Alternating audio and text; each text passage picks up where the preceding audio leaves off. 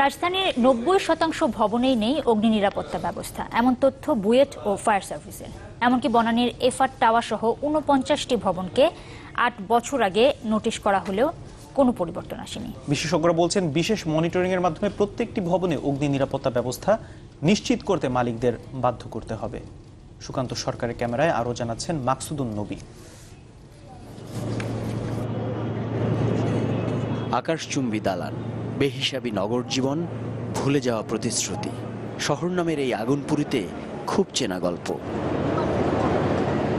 অকালেই কত প্রাণ ও স্বপ্নেরা হারিয়ে যায় এক একটি মৃত্যুর খোয়ারে।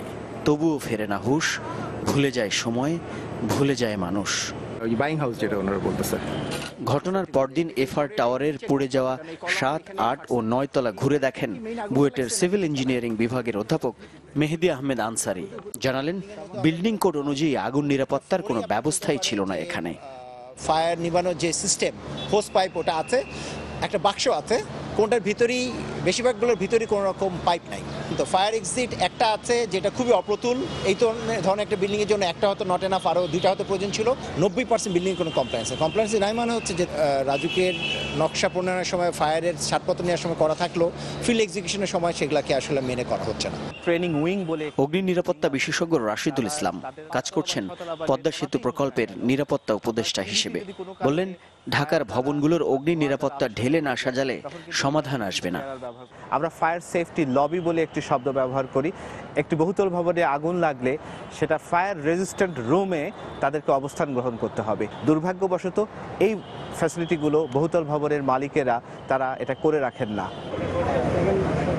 ফায়ার সার্ভিস বলছে তাদের সক্ষমতার ঘাটতি নেই, কিন্তু ভবন মালিকদের দায়িত্বহীনতায় আগুনে প্রাণহানির ঘটনা বাড়ছে।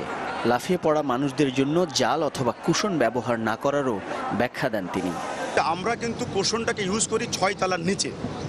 এটা ছিল 10 তলার উপরে, 12 তলা বা 14 তলা পর্যন্ত মানুষজন ছিলেন। ওখান থেকে লাভ দিলে কিন্তু সিমিলার ঘটনাটাই ঘটতো।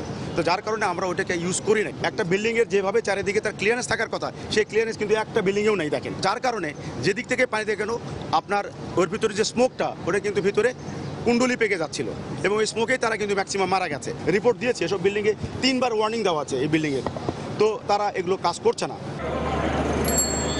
2011 সালে রাজধানীর 53টি বহুতল ভবনে জরিপ চালায় ফায়ার সার্ভিস ও বুয়েট। তাতে 90% ভবনেই কোনো আগুন নিরাপত্তা ব্যবস্থা মেলেনি। সে সময় বনানীর এফআর টাওয়ার সহ 49টি ভবন মালিককে নোটিশও করা হয়েছিল, কিন্তু কাজের কাজ কিছুই হয়নি।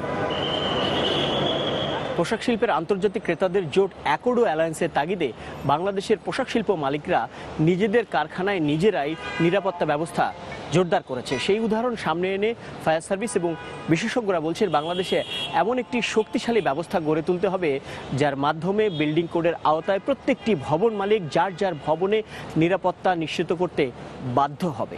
একই সাথে ব্যাপক ভিত্তিক প্রশিক্ষণ এবং বেসরকারি বিভিন্ন নিরাপত্তামূলক প্রতিষ্ঠানকে এই কাজে সম্পৃক্ত করতে হবে। মাকসুদুন নবী, চ্যানেল 24, ঢাকা।